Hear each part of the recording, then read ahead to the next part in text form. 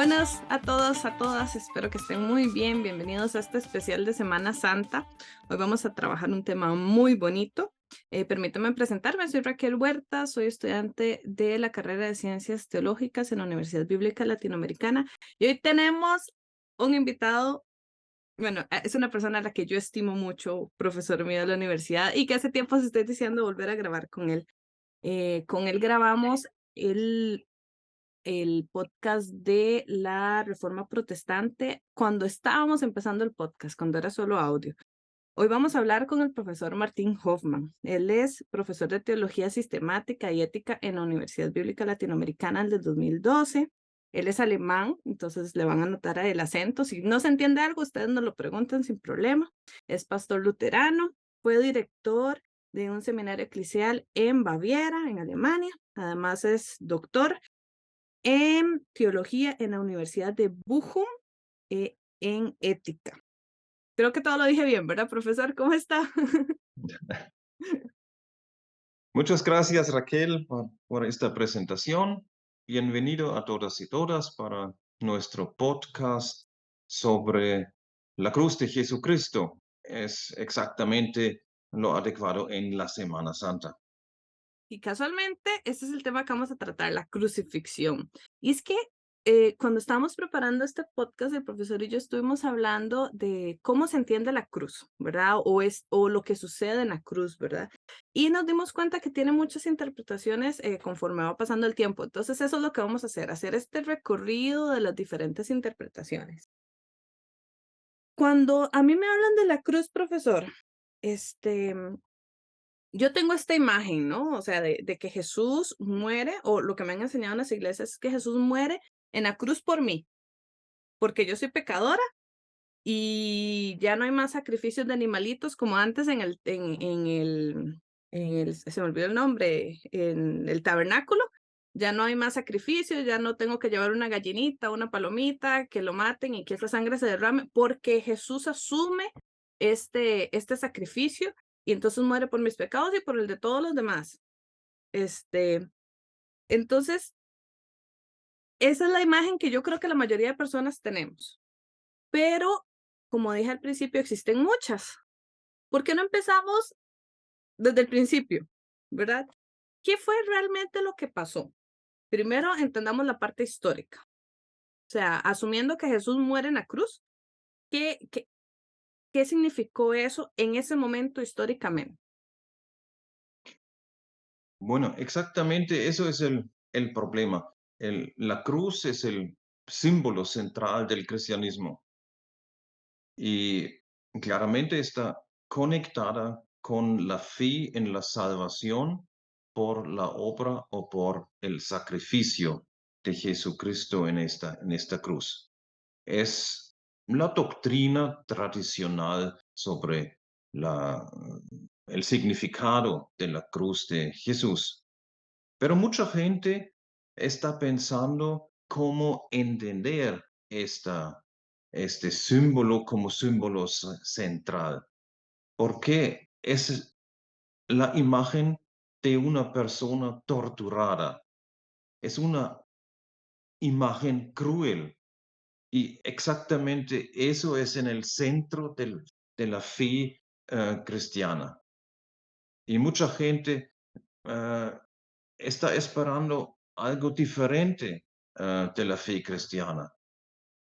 Más alegría, más esperanza, algo positivo, pero no exactamente una persona torturada y muerta en la cruz. Por eso vale la pena pensar en esta combinación del símbolo central con esta tortura de una persona y su significado. Bueno, voy a compartir la pantalla ahora para tener unas palabras claves. Para las personas que nos están escuchando en Spotify, vamos a compartir una presentación en PowerPoint, pero no se preocupen, como solo nos están escuchando, nosotros vamos a ir diciendo lo que viene en cada lámina, entonces no hace falta que busquen el video. Igual, si quieren verlo, pueden buscarnos también en YouTube, ¿verdad? Entonces, profesor, nos decía que íbamos a hablar sobre la cruz de Jesús y cómo entender la pasión y la muerte de Jesús. Muchas gracias. Sí, vamos a seguir esta línea de explicación y pienso, al inicio tenemos dos preguntas. Una es la pregunta por las causas históricas de la muerte de Jesús. Con esta pregunta preguntamos por qué tenía que morir Jesús. Y la otra pregunta es por las causas teológicas. Es la pregunta por el significado de esta muerte. Preguntamos, ¿para qué murió Jesús? Y me parece importantísimo tener conectado ambas preguntas. La pregunta ¿por qué? Y la pregunta ¿para qué murió Jesús? Con la pregunta ¿por qué tenía que morir Jesús? ah, tenemos varias causas de la historia de, de esta temporada para la muerte. Primero, recordamos que Jesús ah, fue acusado por sus adversarios por su infracción del sábado. El sábado fue un día festivo en la religión judío y fue protegido por las leyes de Moisés. Y cuando Jesús, por ejemplo, sanó a una persona en este día, eso fue obviamente una infracción del día festivo, una ruptura con la ley. Otra causa fue su expulsión del templo.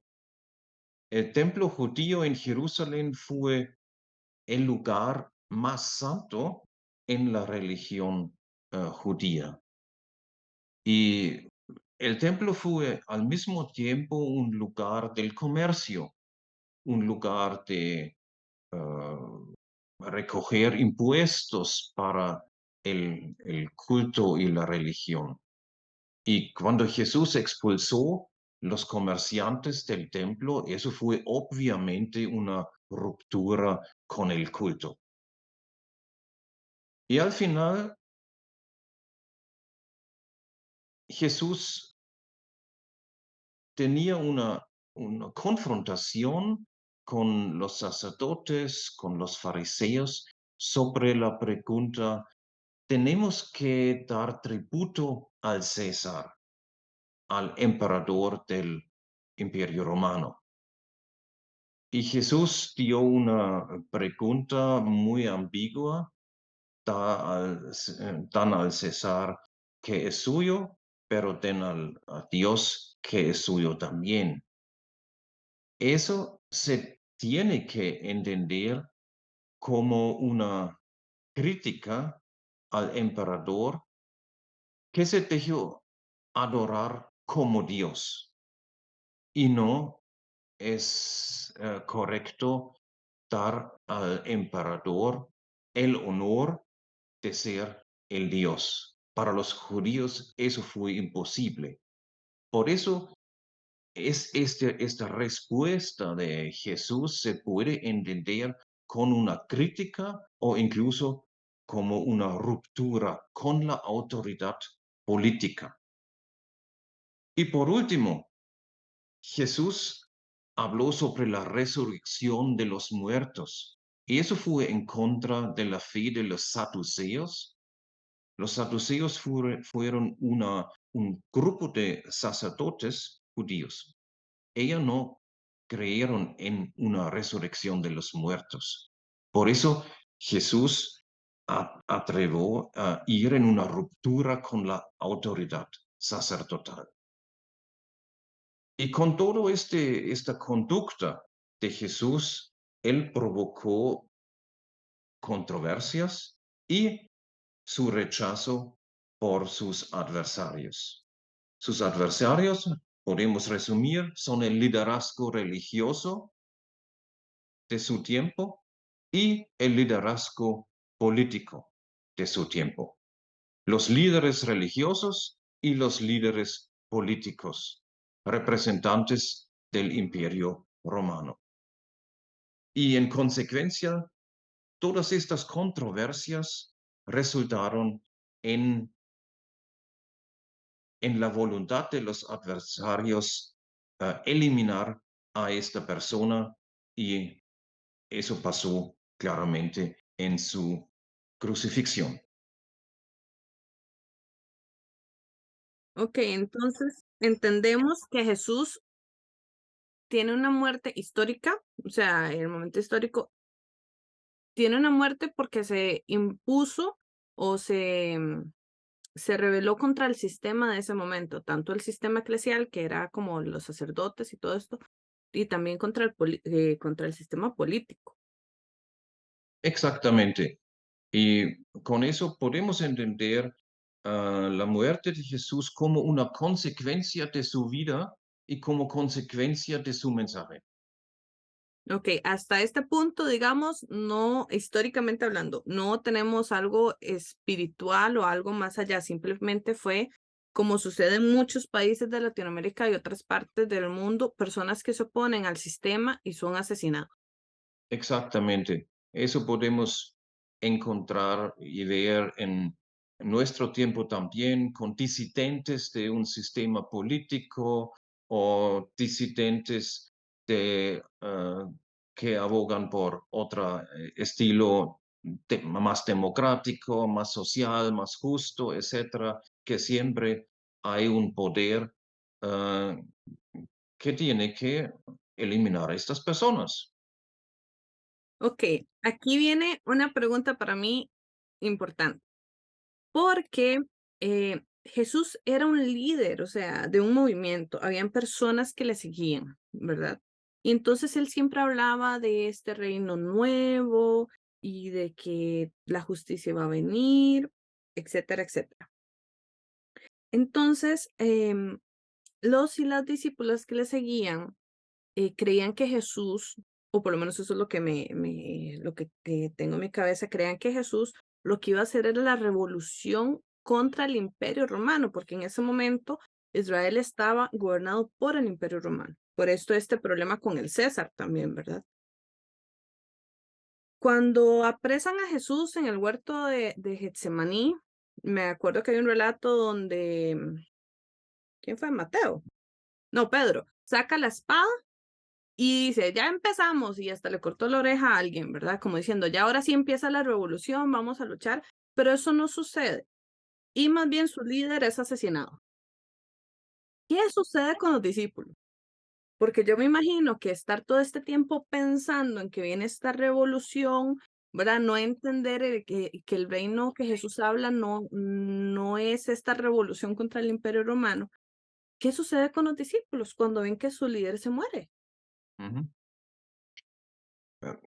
Sí, el grupo de sus discípulos fue un grupo bastante mezclado de diferentes personas con diferentes ideas y pensamientos. Por un lado, por supuesto, habían personas en este grupo que consideraron a Jesús como un nuevo líder espiritual, con un mensaje para su alma. Otro grupo, otras personas en este grupo, pertenecían obviamente a un grupo de resistencia, de resistencia política contra el Imperio Romano que oprimió al pueblo Israel. Y ellos habían esperado que Jesús formó un nuevo movimiento de resistencia y de lucha contra los opresores.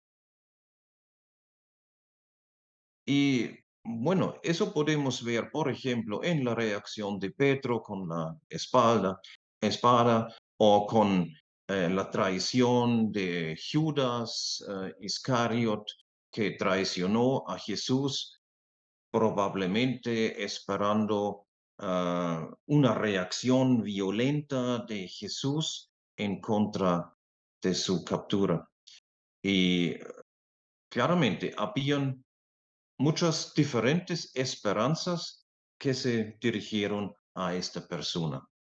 Solamente todo eso se aclaró con la muerte y la conducta no violenta hasta este momento de morir. Con eso estamos al próximo punto de las razones de la crucifixión. eh, las llamo razones teológicas. Estas razones preguntan por el para qué murió Jesús. Y con eso tenemos en el Nuevo Testamento diferentes interpretaciones de la muerte de Jesús. No hay solamente una imagen o una metáfora para explicar el sentido de este acontecimiento de la muerte, sino diferentes. Y eso tiene un causa clara, porque los escritos del Nuevo Testamento siempre fueron escritos en diferentes contextos socioculturales. Y los autores de los evangelios y de las cartas intentaron explicar todas las cosas alrededor de Jesús para sus contemporáneos en estos diferentes contextos. Entonces, encontramos varios modelos de entender la muerte. Solamente quiero mencionar 3 de ellos. El primero es el modelo entender la muerte como un sacrificio expiatorio. Eso fue un modelo o una interpretación que fue muy entendible en el contexto y en el trasfondo del culto judío, porque en este culto existía la práctica en el día de la reconciliación, en hebreo el Yom Kippur. En este día, el sacerdote, es el más alto sacerdote, encargó un cabrio con simbólicamente con la culpa de todo el pueblo. Y Perdón, entonces, un macho cabrío, es una ovejita macho, ¿verdad? Ok, exactamente, sí, es la solo palabra para entenderla correcta. bien. Gracias, Con gracias, gusto. gracias. Y entonces han expulsado este chivo en el desierto donde él murió. Eso fue un rito cul-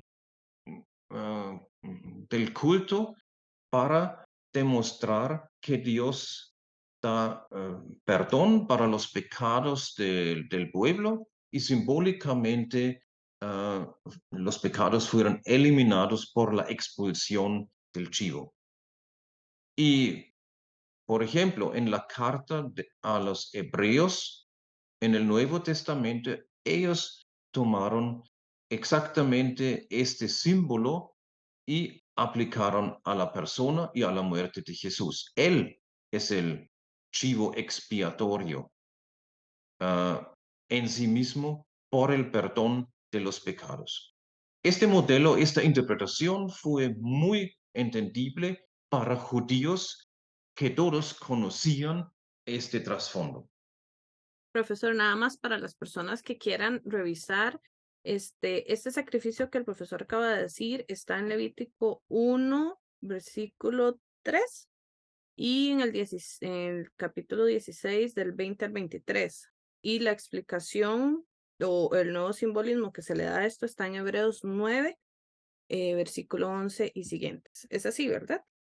Exactamente, es así. Mm. La carta de Hebreos habla sobre el sacrificio expiatorio y se refiere al Antiguo Testamento, a este libro Levítico en el capítulo 1 y capítulo 16.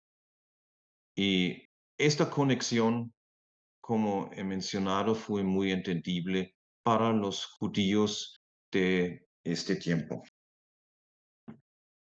Hay otro modelo que encontramos en el Nuevo Testamento, es el modelo de entender la muerte de Jesús como sustitución de nosotros en tomar la culpa a sus hombros. Eso también fue entendible para los judíos de su tiempo, que conocían, por ejemplo, desde el Antiguo Testamento, la figura del siervo sufriente. Este siervo está mencionado en el libro de Isaías, en el capítulo 53, especialmente en los primeros versículos 3 a 6.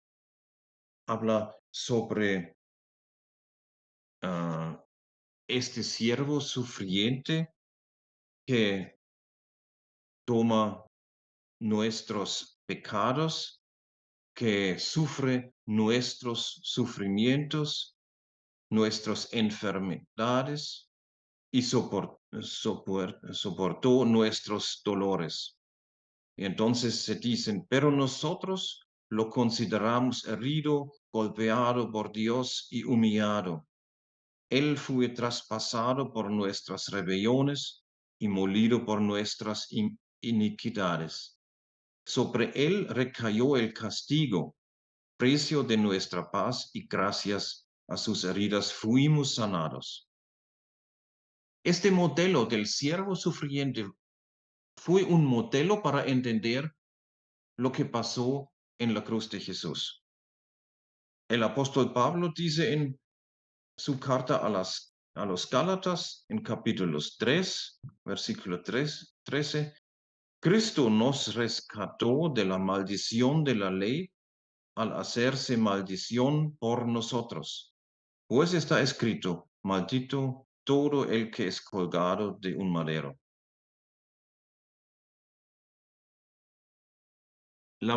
Este modelo dice, Jesús nos sustituye tomando el castigo para nosotros, nuestros pecados. El modelo de sustitución. Un tercer modelo es el modelo del rescate.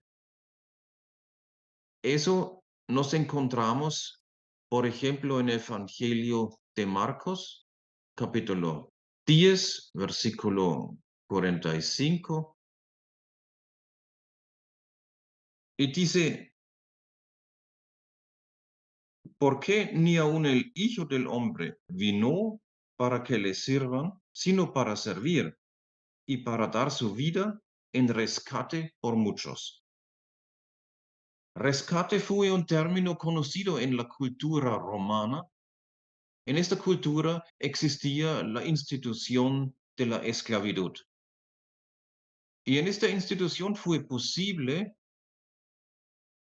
pagar dinero, pagar un rescate para liberar a un esclavo desde su esclavitud. Y con esta práctica se compara la muerte de Jesús en el Evangelio de Marcos. Él paga el rescate para nosotros. Bueno, con todo eso podemos conocer que no hay único modelo para entender la muerte de Jesús, sino siempre los discípulos y los apóstoles han usado diferentes modelos para hacer entendible este acontecimiento. Profe, bueno, entonces voy a hacer un resumen. A Jesús lo asesinan porque se opone contra el sistema de religioso y político. Como algunos de sus discípulos y de sus discípulas pensaban que esta era la revolución, pues se murió su líder y tienen que dar un nuevo significado a lo que sucede. Y cada población o cada contexto da un significado diferente, Ujú, ¿verdad?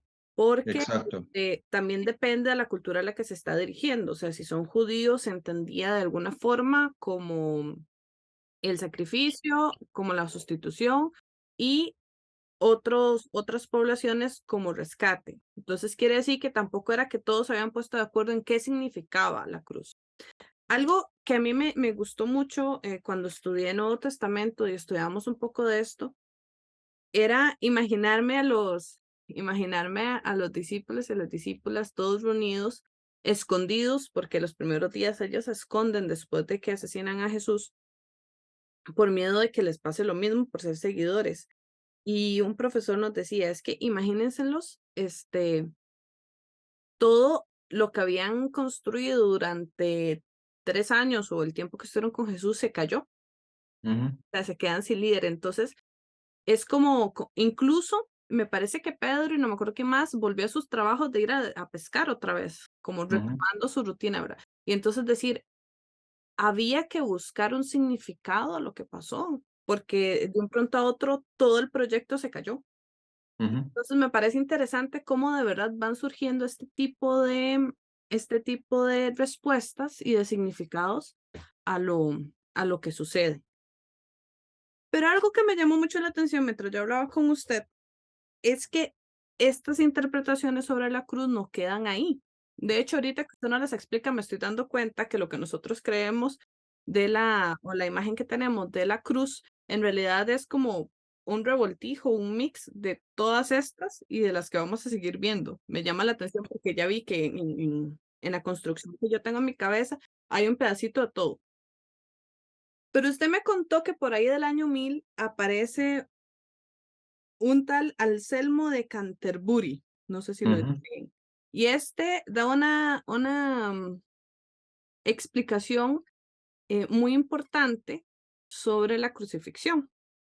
No sé si nos la quiere explicar. Exactamente.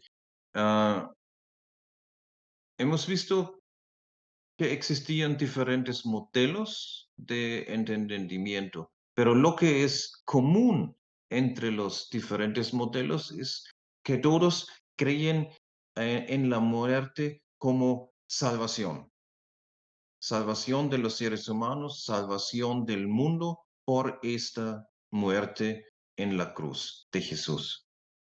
Pero, ¿qué significa salvación?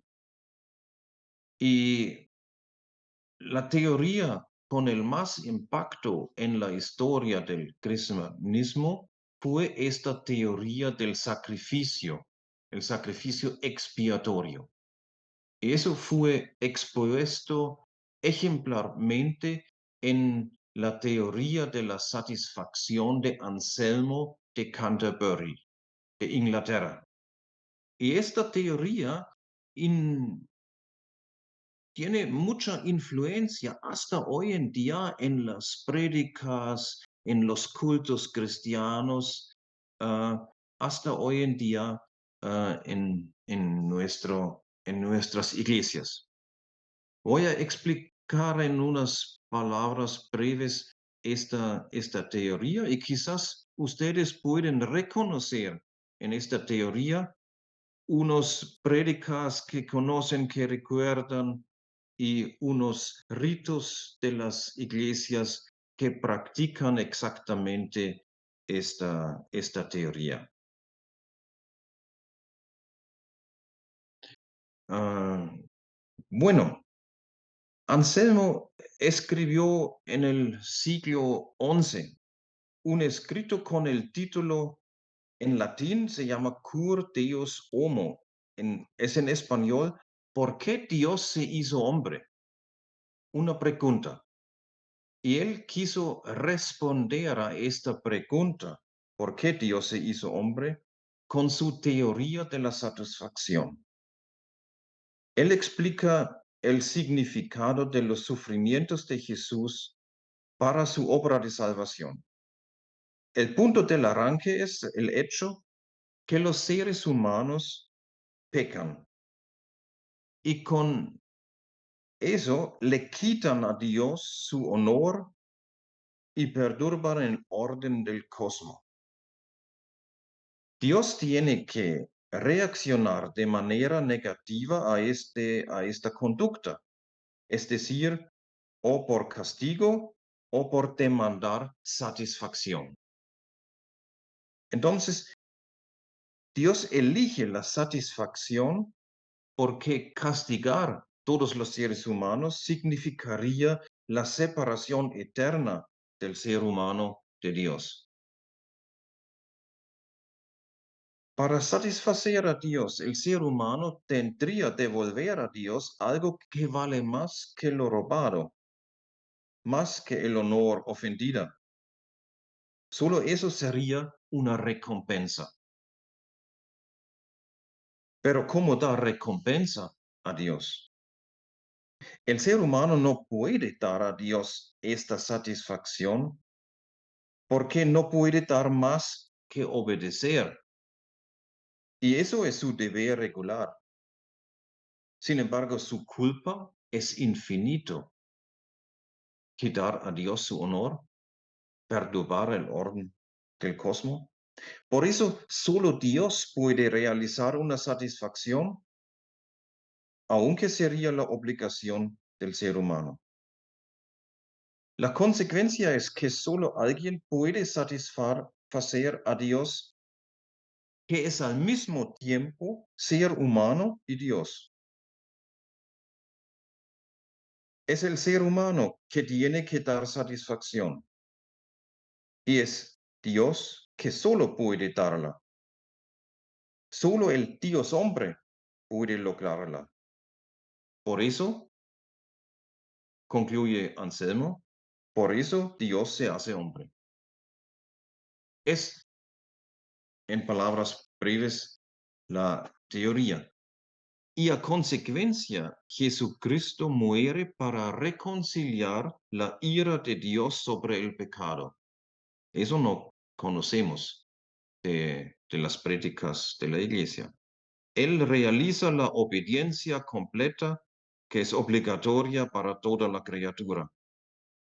Y además da su vida como sacrificio voluntario. Es la obra por la que satisface a Dios.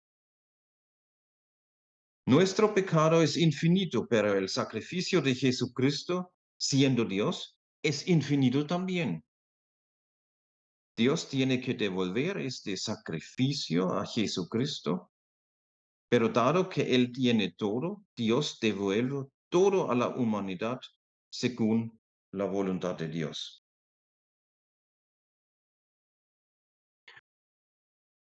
Resulta Profesor, que en perdón, esta teoría tenemos la palabra clave. El pecado como ofensa, la ira de Dios, pagar esta deuda. Los seres humanos no pueden, por eso Dios se hizo hombre y Jesús da el sacrificio de su vida para aplacer y satisfacer a Dios.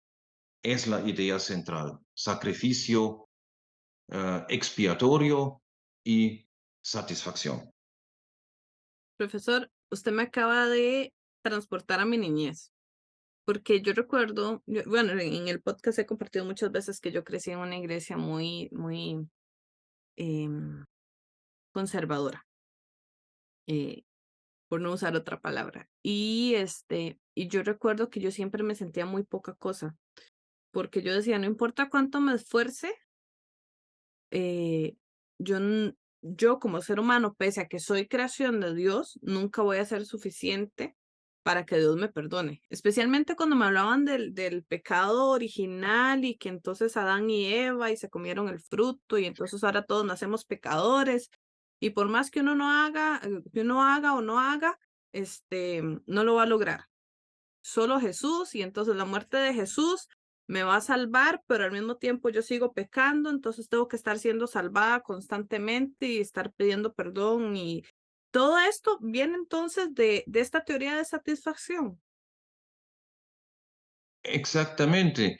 Y yo no estoy defendiendo esta teoría, solamente estaba describiendo esta teoría que provoca muchos problemas como usted ha mencionado. Solo quiero mencionar tres problemas en esta teoría. Uno es la imagen de Dios. ¿Quién es Dios en este modelo? Es un Dios que demanda justicia, pero es una justicia distributiva, una justicia que cuenta con mérito y castigo, etc. Y Dios demanda más o menos el sacrificio de Jesús, pero es la imagen de un Dios casi sádico, un Dios que quiere ver la sangre de su hijo para poder reconciliarse. Eso es en contradicción con la imagen de Dios que Jesús predicó. Un Dios misericordioso, un Dios benévolo, un Dios de solidaridad, un Dios que sufre mismo con su pueblo. Es totalmente lo contrario. Otro problema es la imagen y el rol de Jesucristo en esta interpretación, porque no tiene un valor en sí mismo, solamente es un instrumento de Dios para poder reconciliarse, para lograr una meta.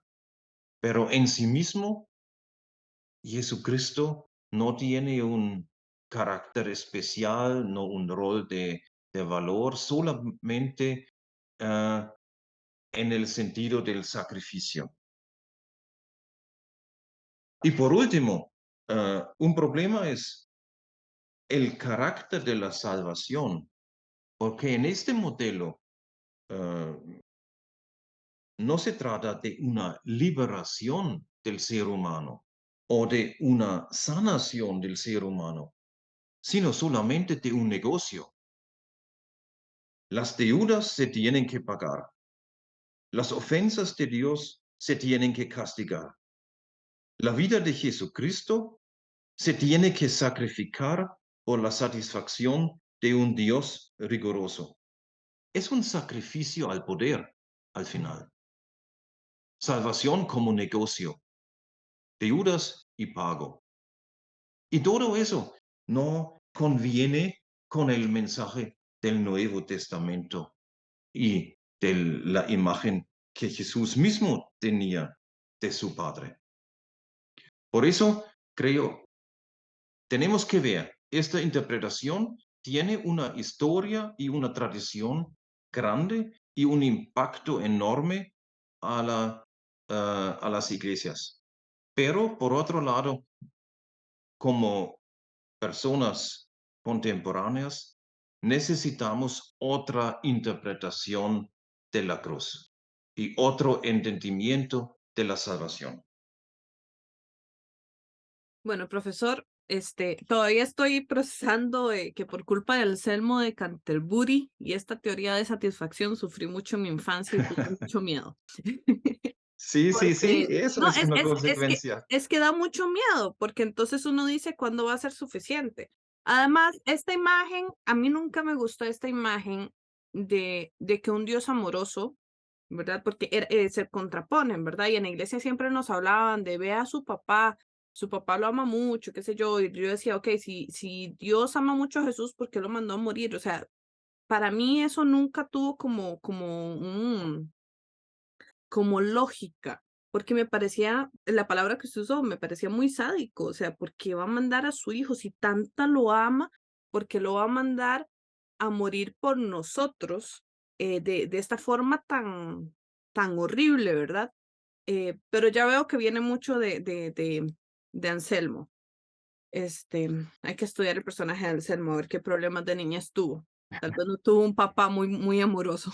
Este, profesor, usted acaba de decir algo muy interesante, porque me puse a analizar, ¿verdad? Entonces, siglo primero, Jesús se muere, se le da un significado a la cruz de sus discípulos y sus, bueno, los seguidores de los seguidores le dan este significado a la cruz tan interesante. En el año 1000, o sea, digamos que 1000 años después, viene Anselmo y lo cambia un poco, y es esta la idea que nos ha llegado hasta ahorita a nosotros. Entonces,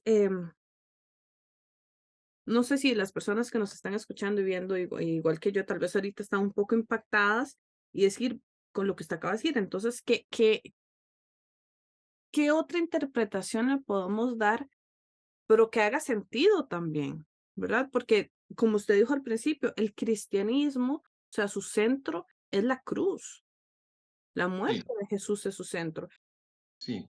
Y Perdón, y lo tenemos entendido, ¿verdad? Como salvación de nosotros, y que si Jesús no hubiera muerto, hasta ahí llegamos nosotros, ¿verdad? Entonces, ¿qué otra forma podemos entender la cruz que haga sentido?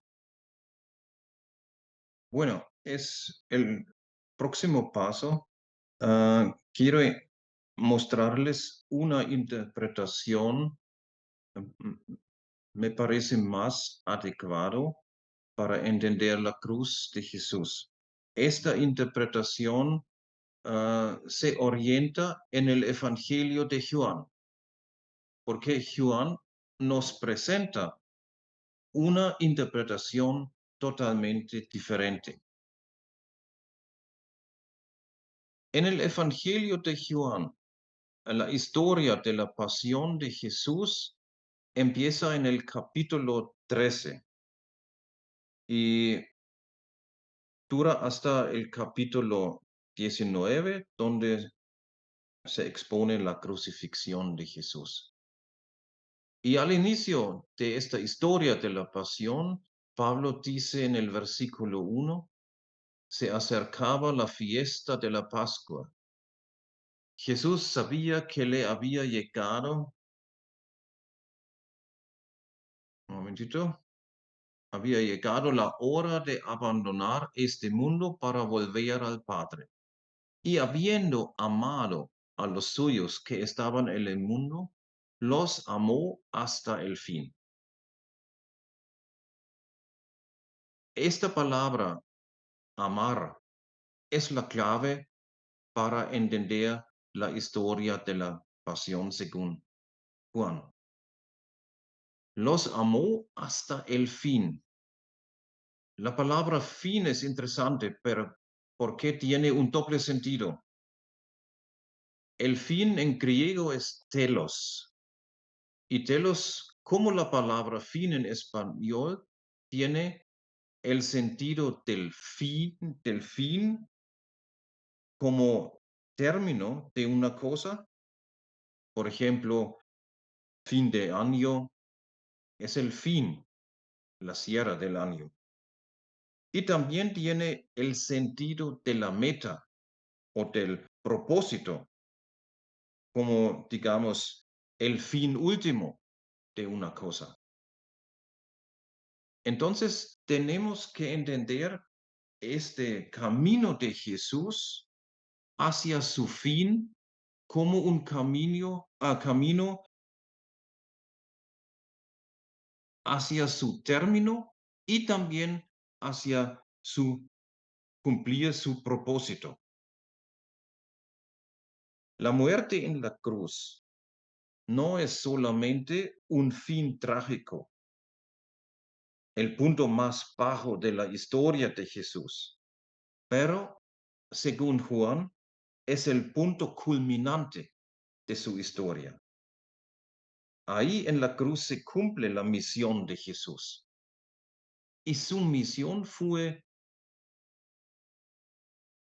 el amor, traer el amor al mundo.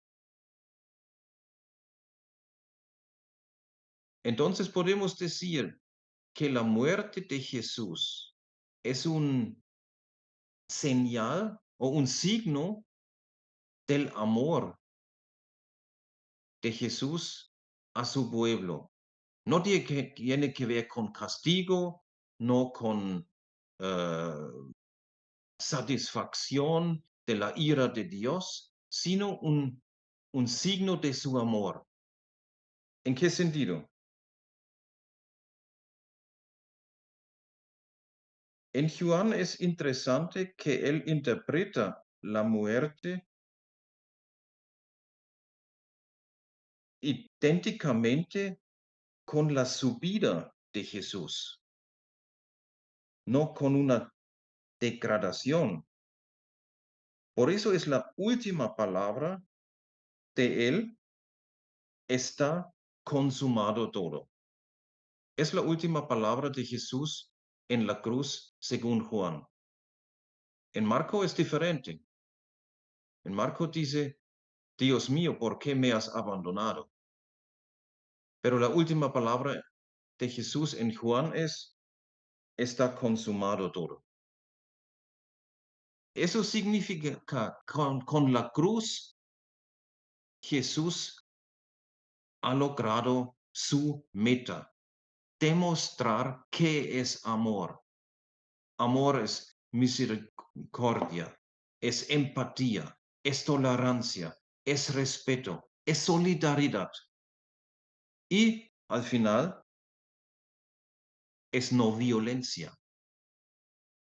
Y por digamos, por este programa o este estilo de la vida, murió Jesús. Hasta el último momento de su vida practicó esta no violencia, solidaridad, misericordia. Y en este sentido, su misión está cumplida. Para conseguir esta respuesta, tenemos que recordar y mirar atrás al camino de Jesús y a su vida, donde vemos exactamente esta práctica de la solidaridad, parcialidad, amor, perdón, no violencia.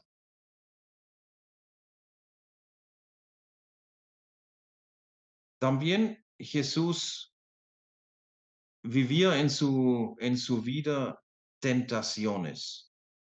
Tentaciones, la Biblia dice tentaciones del diablo. Personificaron las tentaciones. Primero al comienzo de su camino, donde encuentra el Satán en el desierto, y al final en el jardín Getsemaní. Y en la cruz estaba gente bajo la cruz demandando a Jesús, baja del cruz y muestra tu poder. Llama a las legiones de su Padre para luchar. Eso fueron las tentaciones de Jesús, pero él las rechazó. Jesús superó todas estas tentaciones y se quedó fiel a su fe y a su misión. De este sentido, verifica su mensaje y su actitud anterior. Podemos decir, hasta aquí va su amor, hasta la muerte, hasta la entrega de sí mismo. Y entonces tenemos que preguntar, ¿por qué? Y la respuesta es para recuperar el ser humano para Dios. Jesús no se retractó de lo que había dicho en el pasado. No se adaptó a la injusticia y a la violencia. No reaccionó de misma manera en el último momento, sino cumplió su misión del amor y de la solidaridad. Quiero mencionar una palabra que para mí personalmente fue una clave para entender esta cosa.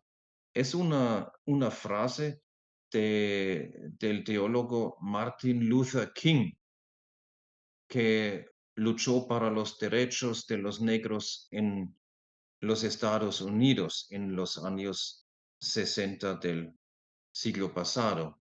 Él una vez dijo: solamente el sufrimiento inocente tiene la fuerza de salvar. Es una frase un poquito complicada, pero con mucho sentido. Solamente el sufrimiento inocente es exactamente el sufrimiento de Jesús, un sufrimiento inocente. Los romanos han crucificado un hombre bueno, un hombre de amor y solidaridad. Pero exactamente este sufrimiento inocente tiene la fuerza de salvar. La prueba de esta frase es lo que dijo el centurión de los soldados que habían crucificado a Jesús. Después de su muerte, el centurión dijo: verdaderamente, este era el Hijo de Dios. Se tiene que imaginar qué pasó entonces. Exactamente, un soldado, el comandante de estos soldados, reconocía en la muerte de Jesús que era el Hijo de Dios. Reconocía que este hombre practica una humanidad verdadera, una humanidad de amor, de empatía, de parcialidad, de solidaridad. Exactamente por su sufrimiento inocente. Jesús no reaccionó con violencia contra los violentos. Bueno, eso significa que pasó en este momento de la muerte de Jesús. Esta muerte devela la injusticia del mundo, devela la crueldad de los soldados, devela la crueldad del Imperio Romano, la crueldad de los líderes religiosos, devela la cobardía del pueblo que había gritado: crucifíquelo, crucifíquelo. Devela nuestro pecado, el pecado de toda la humanidad en estas prácticas. Y al mismo momento, esta muerte, como en una catarsis psicológica, libera de estos pensamientos y de estas prácticas, como hemos visto en el centurión de los soldados. Él fue liberado por su obsesión de torturar y matar a un enemigo. Develar, más liberar. Y en este momento transforma los pensamientos del centurión. Transforma de su conducta anterior a un nuevo ser. Y exactamente todo eso es salvación. Develar la injusticia, liberar de estas tentaciones y transformar a nosotros a un nuevo estilo de la vida, el estilo de Jesús. Profesor, perdón que le interrumpa ahí, pero solo para estar claros, porque yo creo que también muchas personas están pensando igual que yo.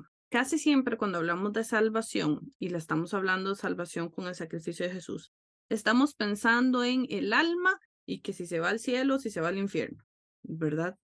Pero aquí usted nos está hablando de que incluso el término salvación cambia, que por ejemplo, en el caso de este soldado, cuando él se da cuenta de que es el Hijo de Dios, primero tiene como esta visión que lo libera, ¿verdad? Ujú. Y al mismo tiempo lo transforma. Y esa es la salvación. O sea, no se está hablando de un más allá, sino de algo, de una salvación que se vive en el momento presente. ¿Estoy entendiendo Exactamente, bien? exactamente. Es una, un, una- un entendimiento de la salvación más amplia. No es solamente una salvación de la alma o una salvación del purgatorio o del infierno, sino es una salvación como transformación de toda la persona en sus pensamientos, en sus sentimientos y en su conducta. Transforma la persona a un nuevo estilo de la vida.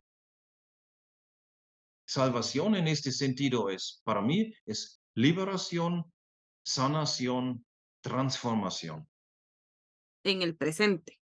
en el Sea, presente. no es algo que Exactamente, va a suceder cuando me muera. O sea, es salvarme de la vida que tengo ahorita para mejorarla, para tener un mejor presente, para tener una mejor vida, para exact- para buscar justicia, etcétera, etcétera. exactamente, exactamente. Es una salvación aquí y ahora. El teólogo Paul Tillich, por ejemplo, habló siempre sobre el nuevo ser que podemos ver y reconocer en Jesús. Pero no solamente en Jesús, por su salvación, salva a nosotros y transforma a nosotros a este nuevo ser. Y el contenido es el amor. Y nuestra tarea como cristianos, como cristianas, es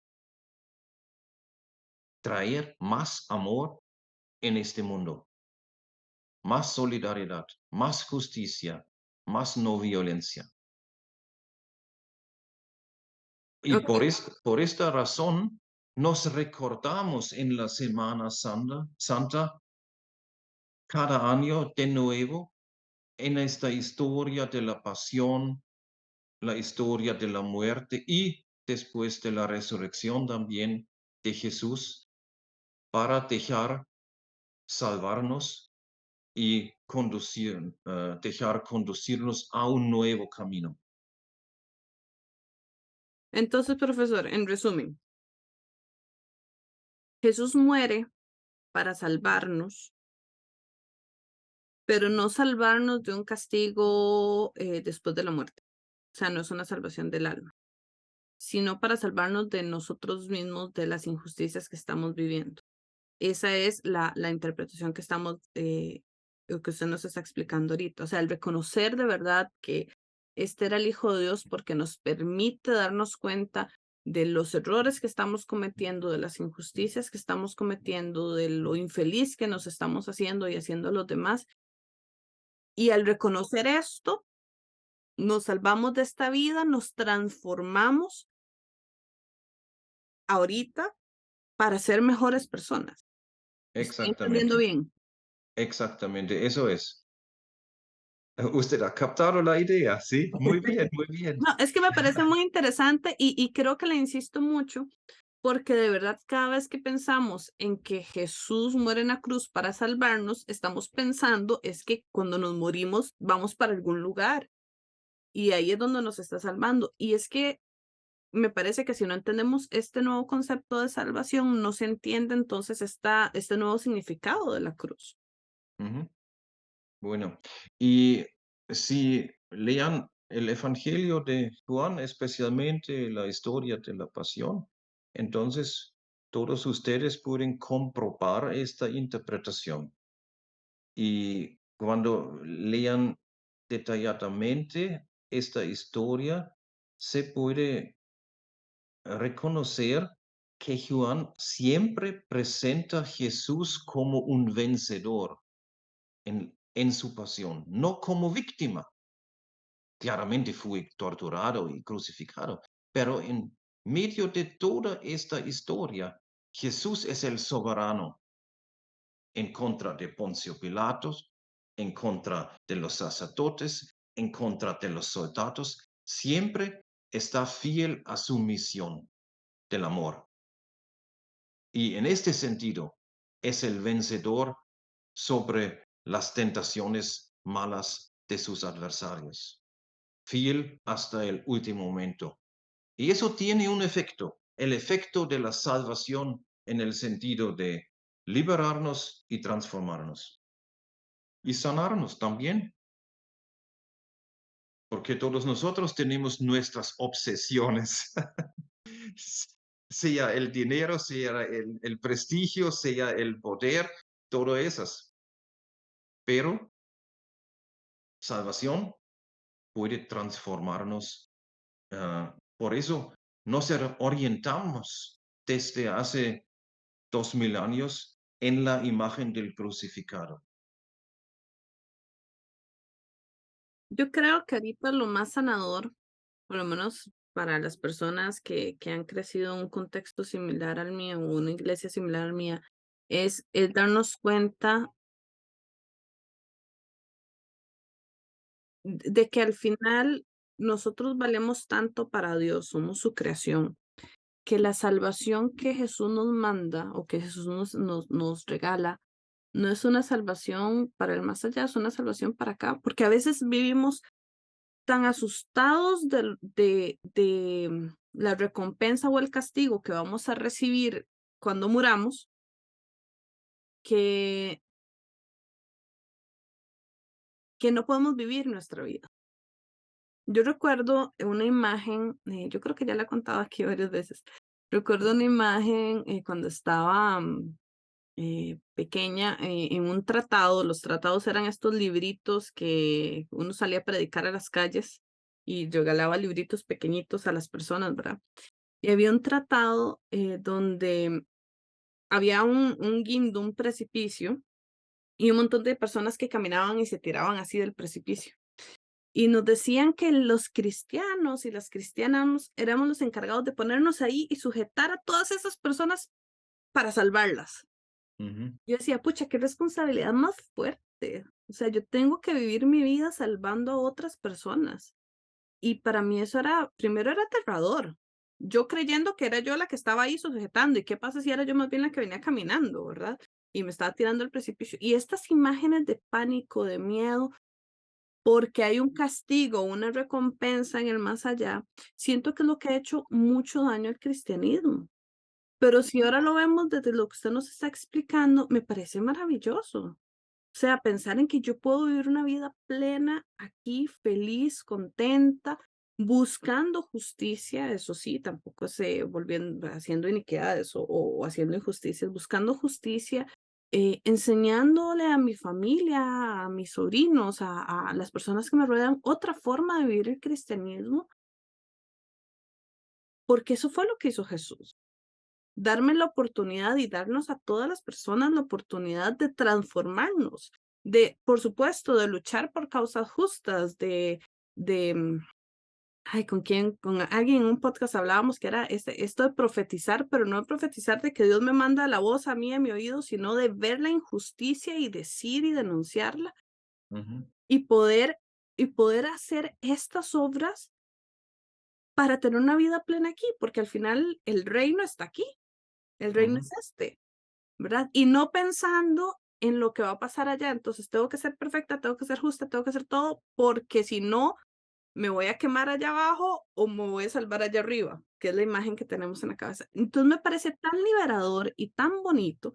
Y ojalá, bueno, yo no sé si todas las personas que nos estén viendo puedan estar entendiendo esta, no sé si decirlo, esta epifanía que estamos teniendo ahorita, o esta nueva comprensión de la salvación en la cruz de Jesús. Profesor, ¿cómo he aprendido? Muchas gracias. con mucho gusto. Quisiera terminar con una palabra de Pablo en su carta a los Corintios, segunda carta, donde él dijo sobre la muerte y la cruz de Cristo. Dios estaba en Cristo y reconcilió con todo el mundo. Se reconcilió con el mundo. Eso es la respuesta a tu pregunta. Dios no quiere salvarnos para perder al final y en el más allá la mitad de su criatura. No, quiere salvarnos aquí y ahora para ganar a todos en la eternidad por su amor y su misericordia y su perdón. Eso es el mensaje de Pablo y es de acuerdo con Juan. Bueno, profesor, de verdad, muchas gracias. ¿Cómo disfruté? Bueno, yo siempre disfruto mucho hablar con usted, ¿verdad? Este, em, recuerdo lo impactante que fue para mí llevar Cristología con usted. Fue un curso que disfruté mucho y me cambió mucho también. Muchas gracias por contarnos, por explicarnos esta historia de la crucifixión, especialmente en el marco de Semana Santa, que por lo menos aquí en Costa Rica vemos tantas procesiones y vemos a Jesús, las imágenes de Jesús ahí en la cruz y todo lo demás, este, que tal vez podamos tener un nuevo significado, ¿no? Y las personas que no están escuchando esto en Semana Santa, pues ojalá que también estén aprovechándolo mucho y que de verdad este podcast haya sido liberador, transformador, les haya ayudado a encontrar otros significados y una vida más feliz en el cristianismo y no tanto de miedo y de tortura. Profesor, le regalo un momentito para que, no sé si nos da una conclusión o si ya se quiere despedir de las personas que nos están viendo y escuchando. Muchísimas gracias por esta invitación a Raquel y muchas gracias por la paciencia de todos los oyentes y les deseo una pensativa Semana Santa recordando la obra de amor de Jesús para nosotros. Muchísimas gracias. Muchísimas gracias a usted, profesor, y a todas las personas que nos ven, nos escuchan desde cualquier parte del mundo. Feliz Semana Santa, que podamos meditar mucho, que podamos aprender mucho, que disfruten mucho los servicios religiosos que cada una de sus comunidades de fe están celebrando.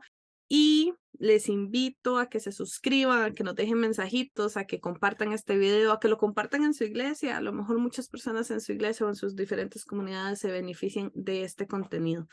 Este fue nuestro especial de Semana Santa. Muchísimas gracias a todos y nos vemos en una próxima.